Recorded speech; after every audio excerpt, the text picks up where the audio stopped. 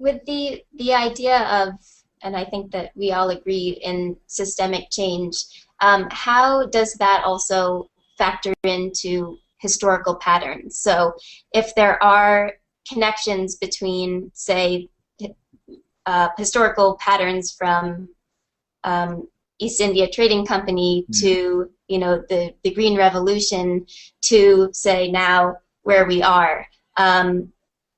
And I'm sort of suggesting that there could be a progression there, or that there's a way to interpret history within those sets of patterns. You know, what initiatives are you actually seeing on the local level that suggest that we could reverse damage that's done? And do you think that those models actually are the right way to view a pattern for the future in the sense of sort of deglobalizing this food system?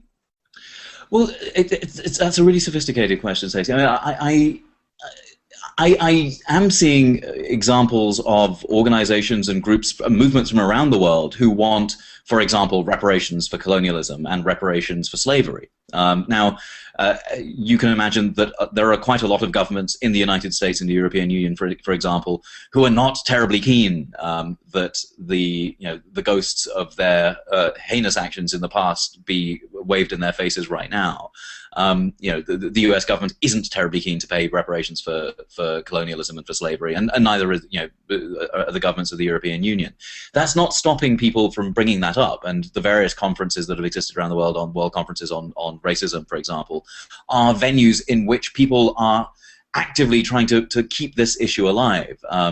There's a line by Milan Kundera about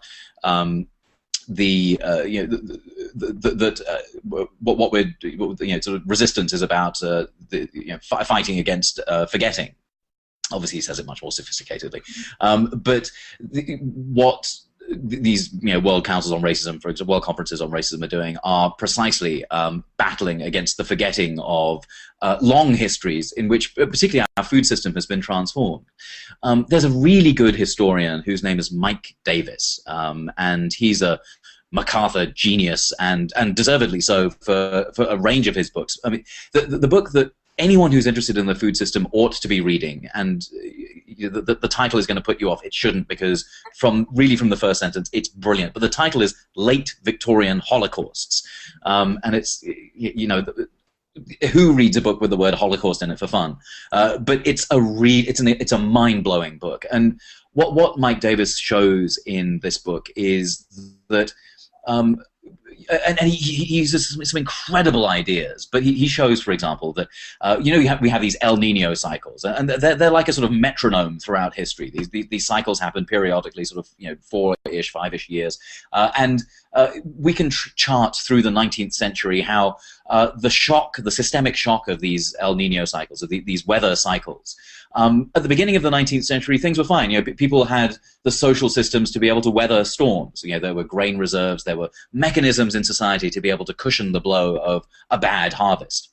By the end of the 19th century, because through colonialism we had instituted a system of global markets that looks very similar to the one we have now. There were no safety nets. There were no buffers. There were no mechanisms by which people could insulate themselves from shock.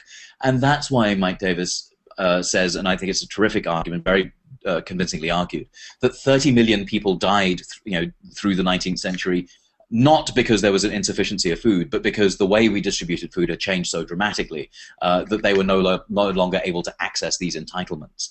And so that global system of markets is one that is still, that's been resuscitated and is now with us in the beginning of the 21st century. And I think we have a lot to learn from history in terms of moving away from that horrible end of the 19th century Holocaust and moving towards systems where we do have safety nets and buffers for the nearly 900 million people on Earth who are today hungry, even though we produce more food than we ever have before. So yes, I think that there are these very deep problems with the way we distribute food. They have a very long colonial history. But I am heartened by the fact that there are more and more places that are thinking about, everything from, sort of national policies around grain stores and creating safety nets for the population, to things like food policy councils, where local businesses and local government and activists get together to make sure that no one in a community goes hungry. These are all ways of pushing back against this sort of global market forces that have existed for well over 2 centuries.